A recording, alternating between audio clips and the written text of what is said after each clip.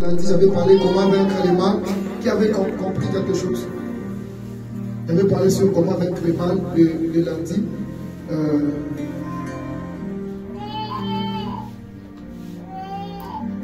J'avais parlé sur comment vaincre les mal. J'avais dit quoi?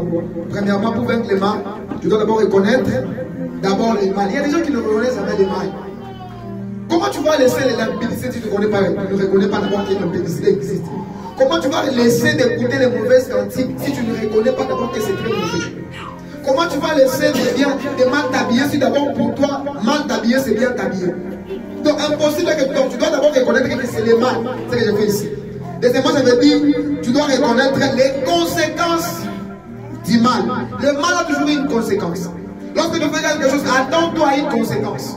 C'est que l'homme aura semé, c'est qu'il fera quoi? C'est qu'il moissonnera. Quand tu es en train de semer dans les vols, tu dois récolter. On a toujours dit en Swahili, si pour la musique, il y a un bailli, un jour on va t'attraper, on va te traiter comme un serpent.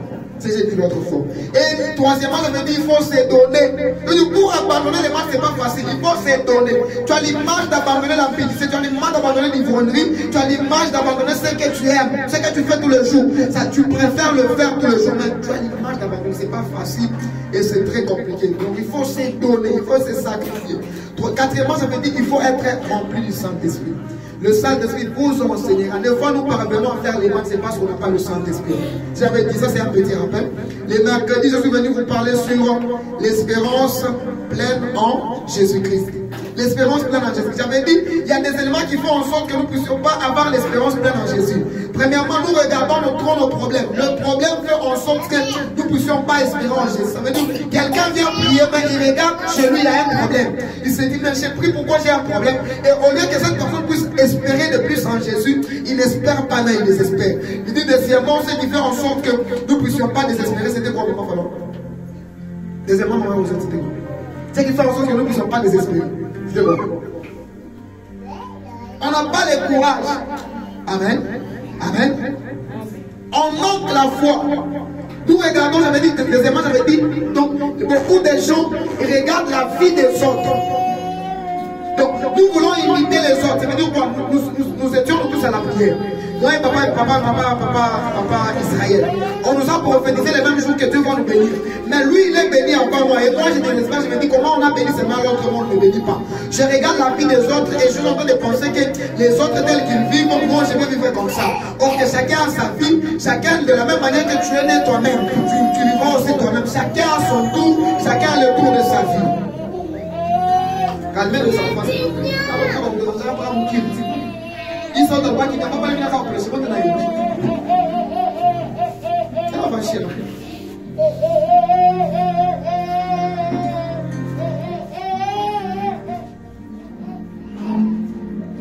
Merci. C'est ça qui fait en sorte que les gens ne puissent pas espérer trop en Jésus. Aujourd'hui, je ne suis pas là, je suis avec un thème qui va vraiment te bénir. Un beau thème. En fait, le thème de mon message, ça s'intitule L'Éternel descendra aux yeux de tout le monde. Dit l'Éternel descendra aux yeux de tout le monde. L'Éternel descendra aux yeux de tout le monde. Si on dit que le Seigneur de l'Éternel descendra aux yeux de tout le monde, c'est ce que tout le monde puisse faire quoi? Puisse le voir. Ça veut dire, nous allons le voir. Et moi, je sais que notre Dieu n'est pas un Dieu sourd-muet. Il est un Dieu qui parle. D'ailleurs, la Bible nous dit dans Jean chapitre 1, le verset 1, au commencement était la parole, et la parole était avec Dieu, et la parole était Dieu. Du fait que l'Éternel descendra, nous n'allons pas seulement le voir, mais nous allons aussi faire quoi? L'entendre.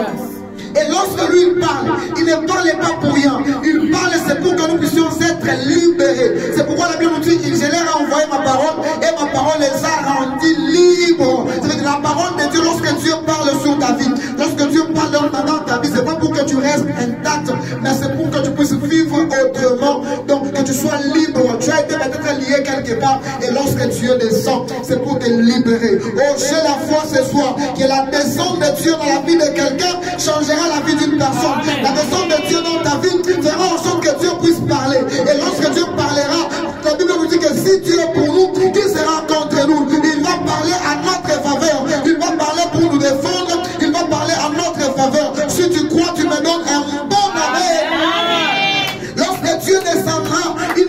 descendra pas pour que tu restes en Égypte.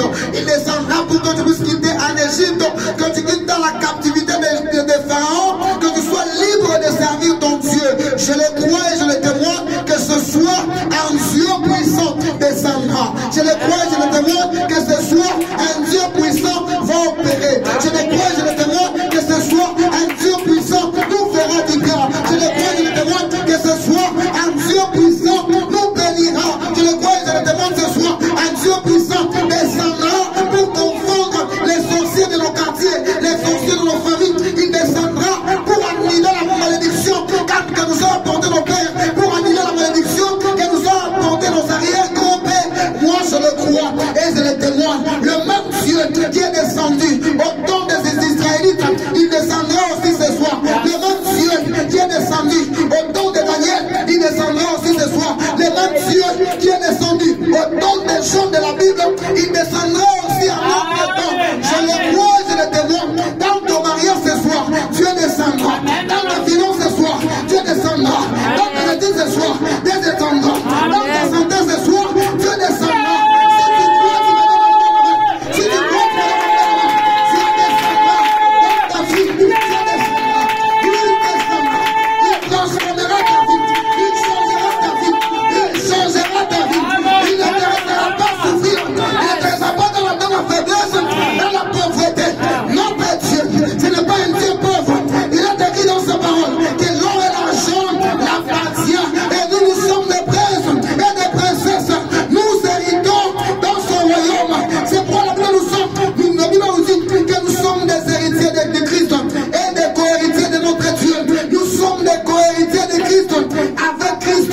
Nous sommes en train d'être des riches et des riches. Si tu crois, tu me donnes encore un amen.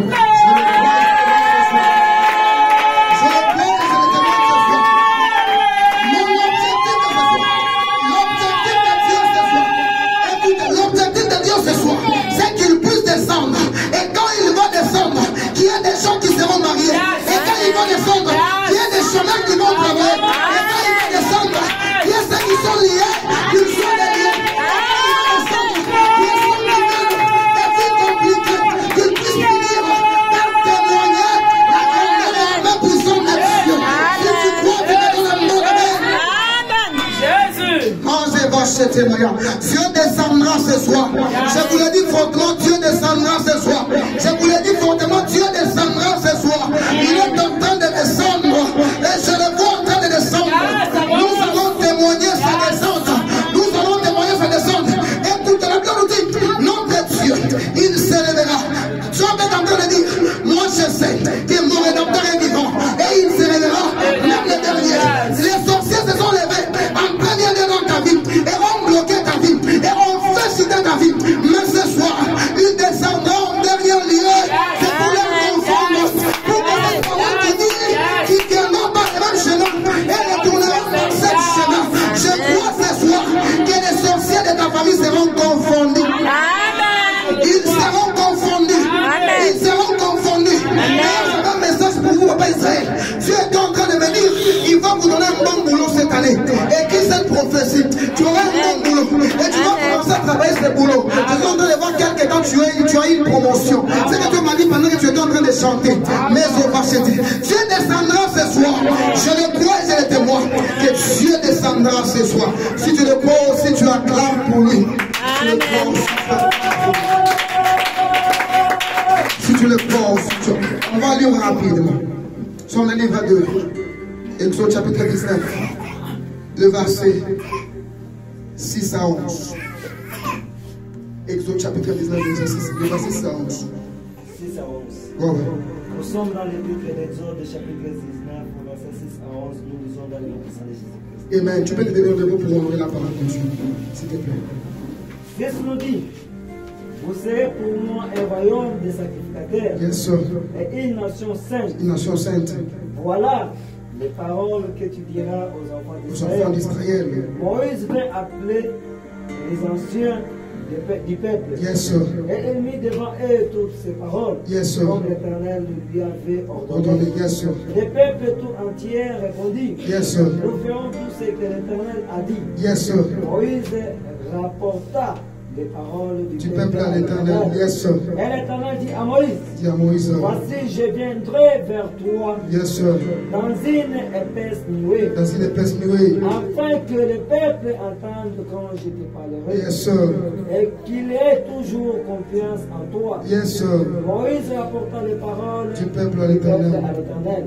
Et l'Éternel dit à Moïse, va vers le peuple, fais-le aujourd'hui, et demain, qu'il lave leurs vêtements, qu'il soit prêt pour le troisième jour. Car le troisième jour, l'Éternel descendra aux yeux de tous les peuples sur la montagne de Sinaï. Amen. Amen. Acclamons. Le troisième jour, l'Éternel descendra.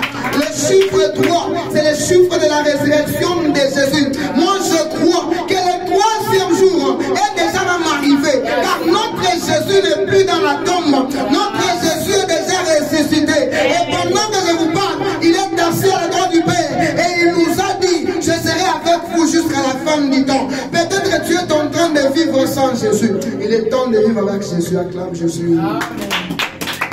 C'est l'histoire des enfants d'Israël. Dieu leur a dit, Dieu était en train de dire à Moïse de préparer son peuple, car il va descendre. Il va descendre, il va parler à son peuple. Il y a deux points que j'ai pris. Je vais parler rapidement sur ces deux points qui feront en sorte que Dieu puisse descendre dans votre vie et que vous puissiez le voir. Dieu ne descend pas en désordre. Amen. Amen. Dieu ne descend pas en désordre.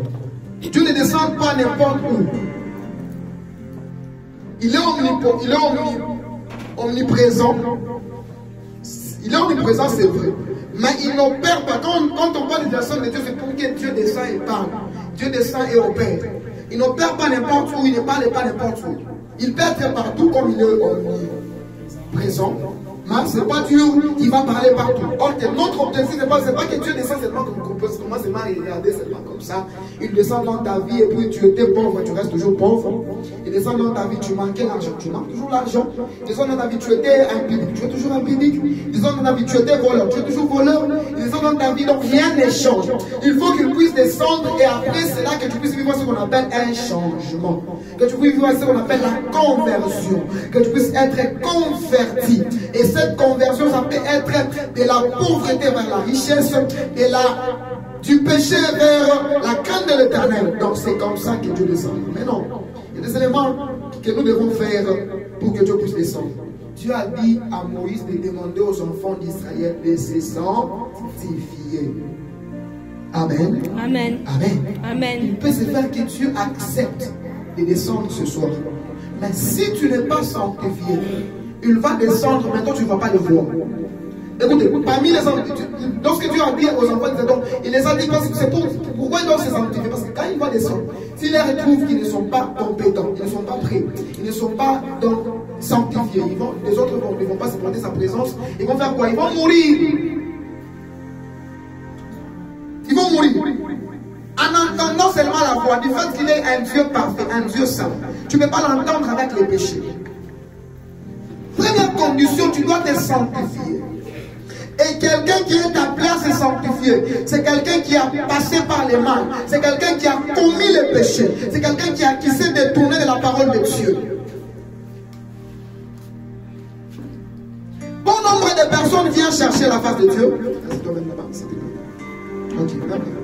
Toi, tu te mets ici, l'enfant ici. Merci. Bon nombre de personnes, ils viennent chercher Dieu, je n'en disconviens pas. Bon nombre de personnes, ils viennent même fois à l'église, je n'en disconviens pas. Bon nombre de personnes ont le courage de faire même des montées, je n'en disconviens pas. Bon nombre de personnes veulent voir Dieu. Qui veut voir Dieu ce soir? Qui veut voir Dieu, il lève sa main. Qui veut voir Dieu, il lève sa main. Tu ne veux pas le voir, on va le voir. Qui veut voir Dieu ce soir? Yes. Je crois que nous tous, nous voulons voir Dieu. C'est comme qui dirait, j'ai posé la question, qui veut parler avec Tshisekedi ce soir? Tout le monde, toute la vie à table. Aussi. Mais non, Dieu pour le voir, ce n'est pas facile. Dieu pour qu'il descende, ce n'est pas facile. Il y a deux éléments qui font en sorte que Dieu puisse descendre. Si vous lisez la parole de Dieu, la parole nous dit quoi? Sans la sanctification, nul ne verra l'Éternel. Donc la sanctification est l'une des clés qui fait en sorte qu'un peuple puisse voir Dieu, puisse faire descendre Dieu.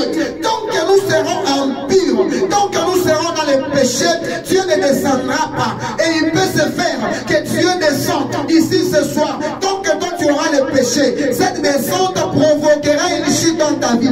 Cette descente provoquera la mort dans ta vie. Cette descente provoquera une perdition dans ta vie. Il est bon pour toi ce soir, lorsque Dieu descendra, que cette descente puisse t'apporter un bonheur que tu as cherché, un bonheur que tu as tant cherché tous les jours de ta vie. Ce soir, lorsqu'il va seulement décider de descendre, que tu puisses le voir, tu vivras ce bonheur. Acclame le Seigneur. Première place, la sanctification. Sans la sanctification, tu ne verras l'éternel. Comment est l'état de ton esprit ce soir? Comment est l'état de ton cœur? Comment est l'état de ton âme? Comment tu marches avec Dieu pendant toute la semaine? Comment te comportes-tu dans les quartiers? Comment te comportes-tu dans ta famille? Comment tu parles aux grandes personnes? Comment tu te comportes, s'il vous plaît? Est-ce que tu es un fils de Dieu? Est-ce que tu marches dans la crainte de Dieu? Est-ce que tu obéis à la parole de Dieu? Est-ce que tu obéis à la voix divine? Est-ce que tu pratiques ce que Dieu fait dans ta vie? Beaucoup de gens sont des désobéissants. Ils n'obéissent pas à la parole de Dieu. Ils marchent en dehors de la parole de Dieu, malgré qu'ils se sacrifient. La Bible nous dit, mieux vaut l'obéissance pour mieux que le sacrifice. Malgré que nous nous sommes sacrifiés, malgré que tu viens ici, malgré que tu vas faire la montée, malgré que tu vas chercher à ce que Dieu descende, cela ne suffit pas. Il y a quelque chose que Dieu te demande d'abord en premier lieu, c'est que tu dois être obéissant. Et quand on parle de l'obéissance, c'est l'obéissance envers la parole. Et tous ceux qui ne marchent pas dans l'obéissance, ils sont impurs. Et ceux qui sont impurs, il est impossible qu'ils puissent voir Dieu, il est impossible qu'ils puissent faire descendre Dieu dans leur vie. Amen. La sanctification, s'il vous plaît, c'est l'une des clés qui fera en sorte que Dieu puisse faire quoi? Descendre. Qui a compris? La sanctification. S'il vous plaît, l'église des élus de Dieu. Je voudrais que nous puissions être une église qui va vraiment. Même le jour que nous allons partir faire l'évangélisation, que nous puissions gagner beaucoup d'âmes. D'abord, nous-mêmes, nous devons être gagnants. Il y a des âmes ici qui ne sont pas gagnés.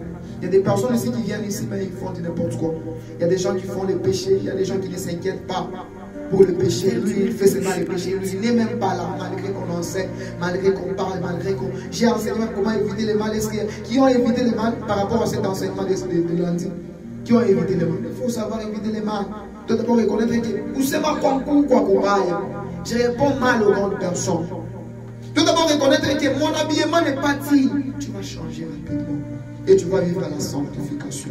S'il vous plaît, la sanctification crée l'intimité entre Dieu et son peuple, entre Dieu et son homme, son serviteur, sa servante. La sanctification crée l'intimité. Ce qui crée l'intimité, ce n'est pas l'œuvre de Dieu. Ce qui crée l'intimité, ce n'est pas la prophétie. Ce qui crée l'intimité, ce ne sont pas des offrandes. Ce qui crée l'intimité, ce n'est pas ta présence en ces lieux. La première des choses qui crée l'intimité entre Dieu et son peuple, c'est la sanctification. Un peuple qui se sanctifie, c'est un peuple qui est tout près de Dieu. Un peuple qui se sanctifie, c'est un peuple qui parle à chaque fois avec Dieu. Dieu se sent à l'aise à tes côtés. Le péché nous éloigne de Dieu. Le péché élimine la présence de Dieu dans nos vies. Le péché élimine la présence de Dieu dans nos vies.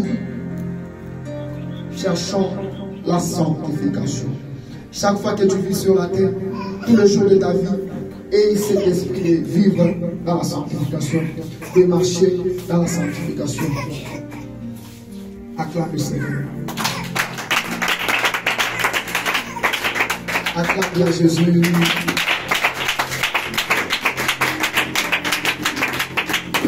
Sanctification. S'il vous plaît, c'est ça un point avec les chrétiens aujourd'hui. On ne se sanctifie plus comme auparavant. J'ai toujours dit, vous savez, nos églises, les églises anciennes, vraiment, c'était des églises vraiment qui étaient très puissantes. Aujourd'hui, nous avons des églises où il y a des démonstrations de puissance, il y a de guérison, il y a toutes ces choses-là. La sanctification n'est plus trop dans les églises. C'est pourquoi même devant des cris d'âme, les gens ne savent plus se repentir. Les gens ne craignent plus Dieu. Les gens font n'importe quoi. Des sœurs ici, des frères ici, de mon famille, Dieu n'aime pas ça. S'il vous plaît, Dieu nous veut ce soir être sanctifiés. Et tu comprends? Tu dois être sanctifié, mon frère. Tu dois chercher la vie de la... La Bible nous dit, à ce qui se sanctifie quoi? Davantage. La sanctification n'a pas de frein. Tout est sanctifié par quoi? Par la prière et par la parole. C'est-à-dire, tu dois te sanctifier, c'est dans la prière. À chaque fois que tu viens ici, tu dois avoir une prière de sanctification. Et tu dois écouter aussi la parole. La parole de Dieu doit te sanctifier aussi. Mais non, comment tu vas faire la sanctification si tu n'as pas le temps d'aller écouter Dieu? Tu n'as pas le temps d'aller à l'église. Tu n'as pas le temps de venir ici qu'on puisse t'enseigner. La parole de Dieu aussi, ça nous sanctifie. La prière que nous faisons chaque fois, ça nous sanctifie.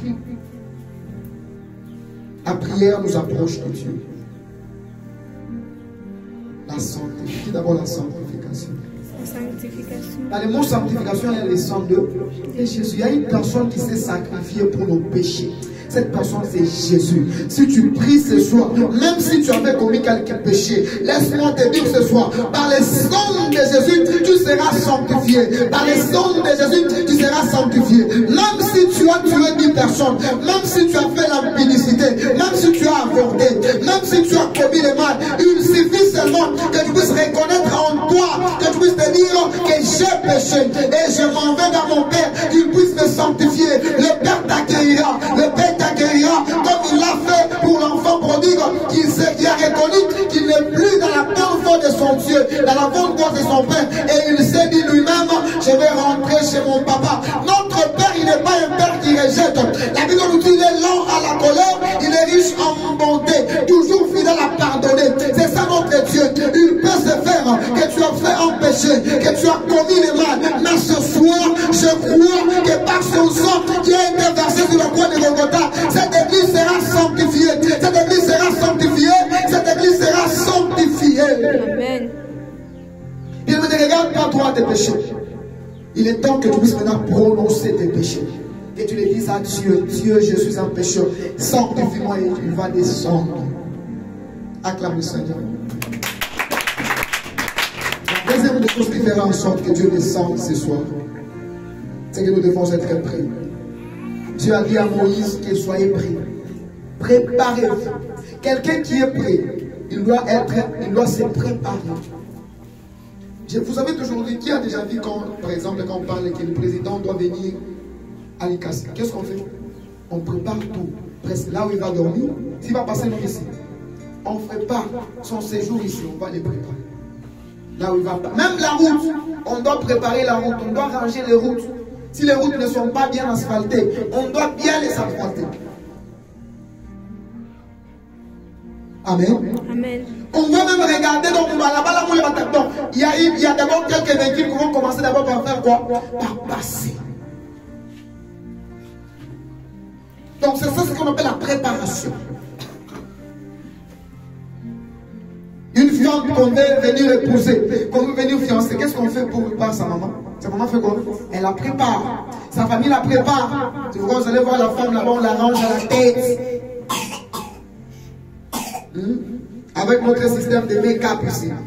Nous allons voir ça en quiche. Make-up. Quiche tout le monde.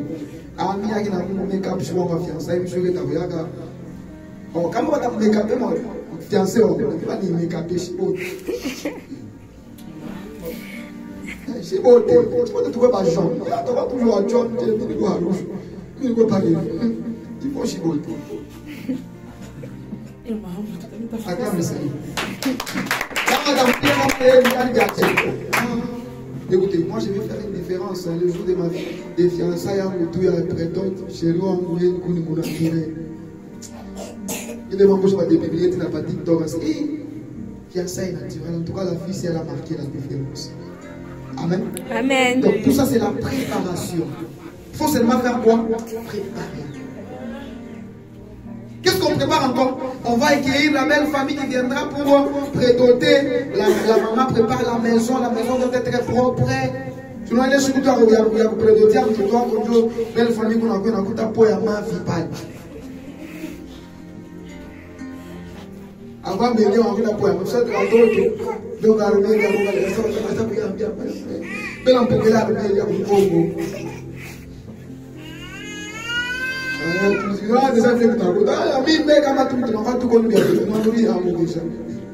Bienvenue, papa. C'est quand la famille va tourner. C'est quelle façon de nous saquer? Retour. Tu vas nous dire, bio.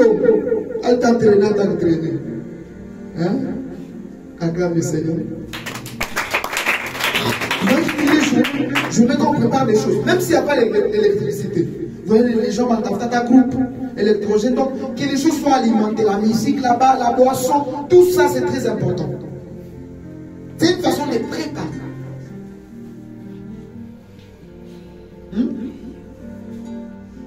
Amen. Dieu ne triche pas. On les triche. Comme à l'école, tu n'as pas préparé l'examen, tu te dis je vais tricher. Dieu ne triche pas. Même la tricherie, il faut la préparer. Hein. Tu ne peux pas tricher, tu ne prépares pas la tricherie. Alors préparer cartouche, tu as triché.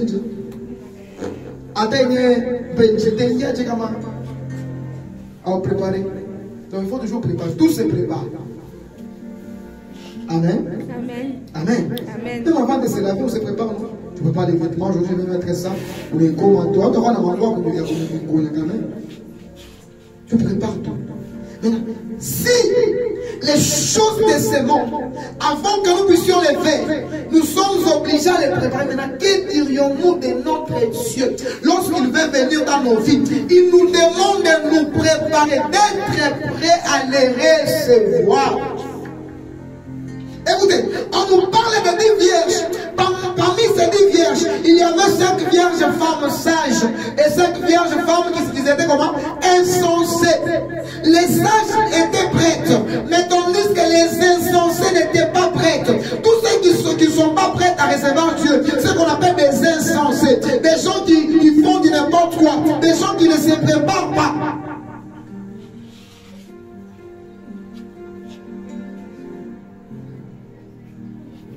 Allez demander aux gens d'entrer à l'église. Pas Israël, on est vite. Acclame le Seigneur. Tu dois te préparer. Même Jésus, avant qu'il puisse commencer avec sa mission, qu'est-ce qui s'est fait? On l'a préparé. La Bible nous dit Jean-Baptiste est venu préparer quoi? Le chemin du Seigneur. C'est pour préparer que le peuple soit prêt. Qu'il soit prêt à recevoir Jésus. Qu'il soit prêt à recevoir qui? Jésus. Mais si tu n'es pas prêt, comment tu vas recevoir Jésus?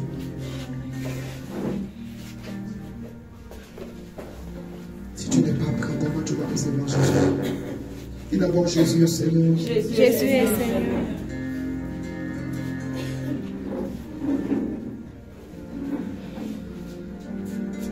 Acclame le Seigneur.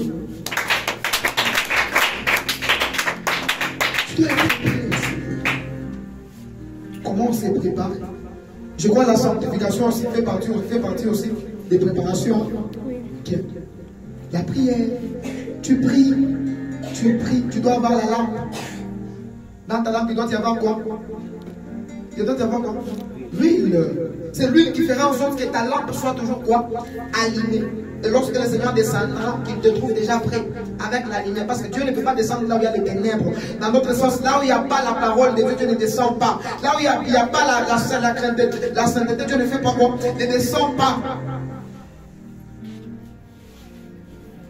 Là où il n'y a pas sa lumière, il ne descend pas.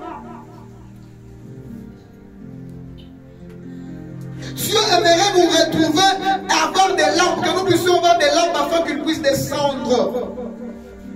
Et c'est le Saint-Esprit qui fera de nous que nous puissions être prêts. Même le jour que Christ va revenir pour prendre son église, il aura besoin que nous puissions avoir en nous quoi? Le Saint-Esprit. Le Saint-Esprit là fera en sorte que nous puissions lui rencontrer, que nous puissions être ensemble avec lui. Donc c'est le Saint-Esprit qui fera que Dieu puisse descendre à nous. Saint-Esprit nous a aimé.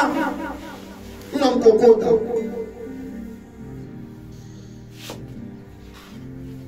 Il ne peut pas descendre là où il n'y a pas son esprit. Il a besoin d'abord que le Saint-Esprit soit en toi. Et lorsque le Saint-Esprit soit en toi, il descend aussi facilement. Je crois que ce soir, Dieu descendra. Dieu descendra. Et il ne va pas descendre pour rien. Comme je l'avais dit auparavant, il va descendre avec un objectif. Il va descendre avec un objectif. Il va descendre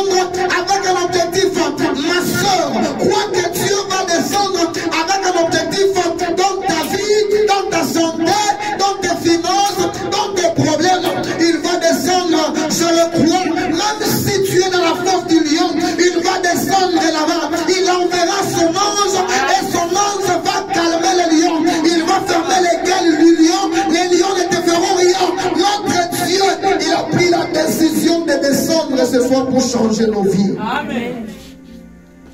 Notre Dieu a pris la décision de descendre ce soir pour consoler nos cœurs. La Bible nous dit, il est le consolateur des âmes abattues. La Bible nous dit, il est le père des orphelins. Même si tu es orpheline, même si tu es orphelin, il y a un Dieu qui descendra ce soir et il fera de toi une personne très glorieuse, une personne honorée. Ta vie a été rejetée par les gens de ce monde. Ta vie a été rejetée par tes parents, par tes frères, par tes sœurs. Il y a une personne qui s'appelle l'Éternel Dieu. Il descendra ce soir de la même manière qu'il était descendu l'autre fois sur la montagne de Sinaï. Aujourd'hui aussi ce soir, il va descendre. Toi qui manques ce soir, toi qui n'as pas de mariage, toi qui n'as pas d'argent, toi qui ne mets pas au monde, toi qui cherches la stabilité, toi qui cherches la tranquillité, toi qui cherches la paix. Notre Dieu a pris la décision de descendre ce soir. Notre Dieu a pris la décision de venir nous transformer, de venir nous bénir, de venir nous consoler. Amen. Dieu ne parle jamais en vain. Cette terme ici n'est pas venu pour rien, pour que tu puisses rester intact. Moi je crois fermement de tout mon cœur que ce soir ma vie sera transformée. Moi je crois fermement de tout mon cœur que ce soir je ne porterai plus les mêmes noms. J'aime lorsque Dieu descend, lorsqu'il descend. Abraham ne sera pas Abraham, Abraham sera Abraham. Sarai ne sera pas Sarai, Sarai sera Sarah. Saul ne sera pas Saul, Saul sera Paul. Lorsque Dieu descend, il va changer même ton nom. Il va changer même ton nom. On te reconnaît comme quelqu'un qui ne met jamais au monde. On te reconnaît comme célibataire. Notre Dieu descendra. Il va changer ton nom. Et ton nom sera appelé marié. On va t'appeler marié. On va t'appeler riche. On va t'appeler riche. On va t'appeler riche. Toi qui es pauvre, on va t'appeler riche. Et même toi qui es pécheur, on ne va plus t'appeler pécheur. On va t'appeler un homme saint. On va t'appeler un homme craignant Dieu. Comme on a appelé Job par Dieu lui-même. Je reconnais que même les diables, même les sorciers de ta famille, ils vont changer la façon de t'appeler. Ils vont changer la façon de t'appeler. Tu es venu en ce lieu, tu avais des problèmes. Tu es venu en ce lieu, tu avais des problèmes. Ce n'est pas un problème.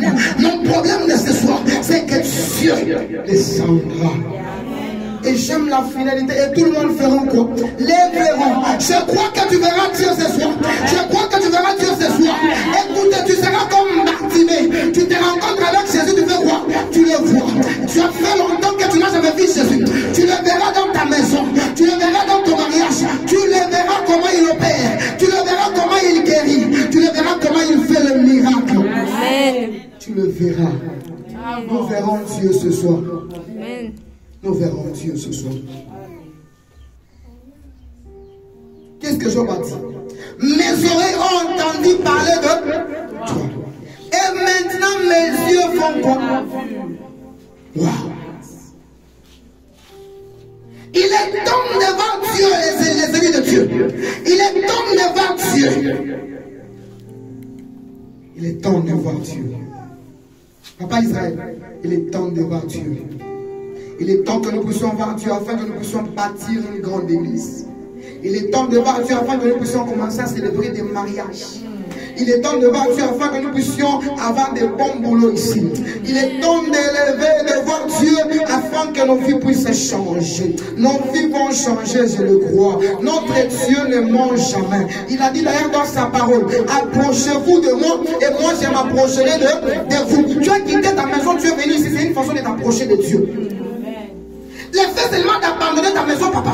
Tu as quitté là-bas au lieu que tu puisses seulement faire autre chose, que tu ailles regarder même ta petite amie, que tu ailles parler même avec tes parents, avec tes frères. Tu te dis, je pars à l'église. C'est une façon déjà de t'approcher de Dieu. Quand tu te trompes jamais, Blandine, tu as abandonné ta maison là-bas pour venir ici. C'est déjà une façon de t'approcher de Dieu. Laisse-moi te rassurer ce soir. De la même manière que tu t'es approché de Dieu, Dieu aussi va décider de s'approcher de ta vie. Il va s'approcher et tu vivras un changement. Et tu vivras un changement au nom de Jésus. Et tu vivras un changement ce soir. Tu vivras un changement ce soir. Tu vivras un changement ce soir. La Bible nous nous dit, toquez, et l'on vous verra quoi? Et l'on vous ouvrira. Notre présence en ces lieux, ce n'est pas pour rien, c'est pour que nous puissions toquer à la porte de l'Éternel, à la porte de l'Éternel. Et je crois, lui quand il entend, la Bible nous dit, il sait la voix de ses brebis. Ses brebis le connaissent et lui il connaît ses brebis. Il nous connaît bien. Lorsque nous allons commencer à toquer à sa porte, il va nous ouvrir. Et quand il va nous ouvrir, il va nous faire entrer. Il est le bon berger. Le bon berger, c'est s'occuper de ses brebis. Nous sommes les brebis de l'Éternel. Nous sommes les brebis de Jésus. Et nous avons droit à bien manger. Et nous avons droit à bien nous vêtir. Et nous avons droit à être bien mariés. Maman, au nom de Jésus. Maman, pauvreté, au nom de Jésus. Si moi je prêche ici, nous sommes à la cité, je prêche en français, ça ne vous dit pas quelque chose. C'est une prophétie pour l'église. C'est pour dire que nous ne sommes pas une église régulière. Nous ne sommes pas une église de moindre. Nous sommes en train de chercher que Dieu puisse nous valoriser. Et la façon de traiter, la façon de marcher avec les choses, ça manifeste, ça stupide notre foi. Donc ça démontre notre foi, la capacité, la grandeur de notre foi. Nous sommes en train de rêver grand. On ne rêve pas petit. Nous rêvons comment? Grand. Dieu opérera à la dimension de notre foi. Je crois que ce soir, tu ne sortiras pas tel que tu es entré. Amen. Et je crois que ce soir, tu ne sortiras pas tel que tu es entré. Amen. Je l'ai dit encore, je crois que ce soir, tu ne sortiras pas tel que tu es entré. Amen. Je l'ai dit encore plus haut que ça. Je crois que ce soir, tu ne sortiras pas tel que tu es entré. Amen. Hey, regardez comment les sœurs de l'église sont très jolies. Tout le monde très joli. Je regarde Rachel, très jolie. Vissa, très jolie. Oracle, très jolie. Chancel, très jolie. Blandine, très jolie. Hey. Ma sœur Yolanda, très jolie. Armélia, très jolie. Acclame le Seigneur. Ma sœur Louis, très jolie. Hey. Ici, nous avons même des gens qui ont des capacités de travail. Même des mamans, même des femmes qui vont travailler. Je crois que Dieu va nous bénir. Amen. Je crois que Dieu va descendre et changer nos vies. Amen. Je crois que Dieu va descendre et changer nos vies. Amen. Les élites de Dieu, vous n'êtes pas une petite église. Dieu m'a visité dans les rêves maintes fois. Il m'a dit, nous sommes une grande église. Et ça, c'est une prophétie réelle. On m'a prophétisé d'abord par quelqu'un. On m'a prophétisé, mais je crois à cette prophétie que Dieu lui-même est venu me parler dans le songe. Élie, nous ne serons pas, nous n'allons pas mourir de chemin. Nous n'allons pas mourir de bientôt, papa, nous n'allons pas mourir de bientôt. Notre Dieu va nous donner même des véhicules. Moi, je le crois. Amen. Je le crois. Je suis en train de voir comment nous aurons une grande église. Avec un grand parking là-dehors, plein de véhicules. Les gens de cette église ne resteront pas des pauvres, car le Seigneur a pris la décision de descendre. Yes. Chati, bientôt là, nous allons célébrer ton mariage. Amen. D'après donc, nous tous nous serons chez vous, en train de manger, de boire. Maman, moi je ne mange jamais auprès d'autres et autres, mais je vais manger chez vous. Amen. Manger et puis je vais manger. Je vais même redemander pour la deuxième fois. Amen. Pour glorifier seulement la grandeur de Dieu. Des fois, je vais passer seulement, je vais prendre même des assiettes, des plats. Ma plan, c'est pour moi-même. Double portion. Des plats. Je vais côté le roi me l'été, me prédoter chancel. Ah, et le jour de ma de 5 fois. Premier tour. Deuxième tour. Troisième tour. Quatrième tour. Cinquième tour. Papa Esther, quand on a tous ces motos, quand on fait ma fortune, fais l'erreur seulement. Allez, papa Esther, il est couché. Il y a une personne qui m'a appelé. Je dis,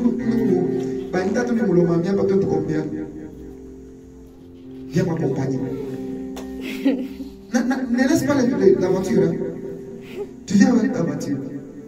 Je le crois et je le témoigne que toutes ces choses vont arriver. Car notre Dieu ne mange jamais. Nous ne sommes pas des pauvres. Donc on ne peut pas croire à la pauvreté, s'il vous plaît. J'ai toujours dit, tu n'es pas né sur la terre pour accompagner les autres. Dieu n'est pas contre la bénédiction, il n'est pas contre la richesse. Dieu n'est pas contre avoir des véhicules, il n'est pas contre bien s'habiller. Dieu n'est pas contre toutes ces ces choses. Tu es contre le péché, c'est tout. Tu es contre quoi? Le péché et la désobéissance. Ce sont des choses que Dieu n'aime pas. Dieu n'est pas contre la richesse. Dieu n'est pas contre bien s'habiller. Dieu n'est pas contre construire une belle maison. Dieu n'est pas contre que tu sois marié. Dieu n'est pas contre que tu puisses avoir des jumeaux, des jumelles. Dieu n'est pas contre que tu sois fiancé. Dieu n'est pas contre que tu puisses aller très loin. Dieu n'est pas contre les voyages. Il aime pour toutes ces choses. Il aime toutes ces choses. Il n'est pas contre. Pourquoi il a créé le monde? Il a trouvé tout ce qu'il avait créé. C'était comment? Bon. Comment tu vas dire que c'est pas bon? Comment tu dis que la richesse n'est pas bonne? Mais celui qui a créé la richesse, les sols et les sous-sols appartiennent. Ça appartient à notre Dieu. Donc celui qui a créé la richesse, non. Dieu n'est pas contre la propriété, il n'est pas contre la beauté. Être beau, c'est bien, Dieu aime aussi les beaux. Écoutez, d'ailleurs, les gens que Dieu a créés, étaient tous beaux. David était beau. Isaac était beau. Joseph était beau. Et Philippe. Dieu n'est pas contre la beauté. Dieu n'est pas contre la propriété. Il n'est pas contre toutes ces choses. Je le crois que ce soir, tu es un peuple béni. Je le crois. Est-ce que tu peux me donner un amen? Je le crois ce soir que tu es un peuple béni. Je le crois ce soir que tu es un peuple béni.